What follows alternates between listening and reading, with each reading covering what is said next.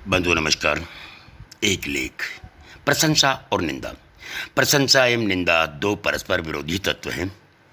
मन के अनुकूल होने के कारण जहाँ प्रशंसा हमें मिश्री की तरह मीठी लगती है, वहीं मन के प्रतिकूल होने के कारण निंदा हमें नीम की निमोली की तरह कड़वी लगती है। अतः स्वाभाविक रूप से प्रशंसा करने वाले के प्रति हमारा राग हो जाता है और निंदा करने वाले के प्रति हमारा द्वेष हो जाता है। अध्यात्म प्रेमियों का कहना है कि न तो राग अच्छा है और न द्वेष, इसलिए भले मानुष को दोनों ही स्थितियों से यथासंभव बचना चाहिए। सामान्यतः मनुष्य अपने लिए प्रशंसा के शब्द ही सुनना चाहता है। बंधु, ये मानवीय कमजोरी है जिसे उभरना इतना आसान नहीं होता।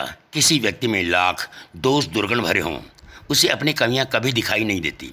प्राय ऐसा होता है कि जब कोई दूसरा व्यक्ति हमारी कमियों त्रुटियों को इंगित करता है तो हमें बहुत बुरा लगता है और हम सहन नहीं कर पाते।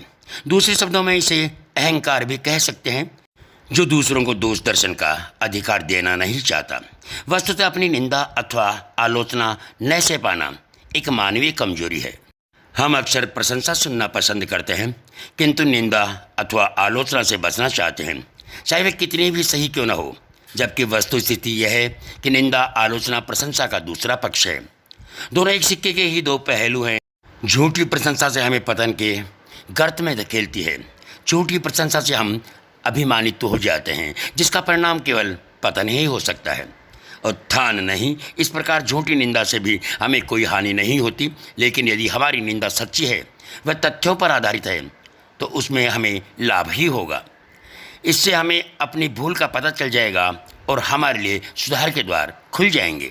संत कबीर का कहना है कि निंदक के लिए प्रेम पूर्वक अपने निवास स्थान पर रहने हेतु एक कुटिया बना देनी चाहिए, क्योंकि वह बिना जल के साबुन के हमारे बुरे स्वभाव को निर्मल कर देता है। संत कबीर के अनुसार, निंदक नीरे राखी आंगन कुटी छवाए, बिन पानी साबुन बिना निर्मल करे स्वभाव, बिन पानी साबुन बिना निर्मल करे स्वभाव। इसी संदर्भ में संत पलटू को जब ये पता चला कि इसके निंदक की मृत्यु हो गई है, तो वह बिलक बिलक कर रोने लगे।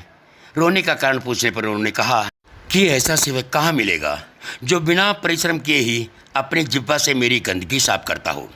इसी संदर्भ में ग्रस्त संत शिरोमणि जूझाराम देवा बिरमरसर कहा करते थे कि यदि कोई तुम्हारी निंदा करे तो तुम्हें भीतर ही भीतर खुश होना चाहिए, क्योंकि अप्रत्यक्ष रूप से वह निंदा करके तुम्हारे पाप अपने सिर पर ले रहा है और तुम्हारे पुण्य स्वतः बढ़ रहे हैं। हे राम, राम राम, हरे हरे, हरे कृष्णा कृष्णा कृष्णा हरे हरे। जी हाँ बंधु, तो कहने का तात्पर्य है कि निंदक से आप घबराए नहीं, क्योंकि वो तुम्हारा शुभचिंतक होता है। ये बहुत ही प्यारा सा लेख हमें प्रेषित किया था कुंजल धाम एक शक्ति ग्रुप से आदरणीय सम्मानीय श्री घनश्याम जी के द्वारा। घनश्याम जी, आपका बहुत बहुत आभार। और उसे हमने अपना स्वर दिया। हम हैं आपके पूर्णमल पारिक जवान भाई।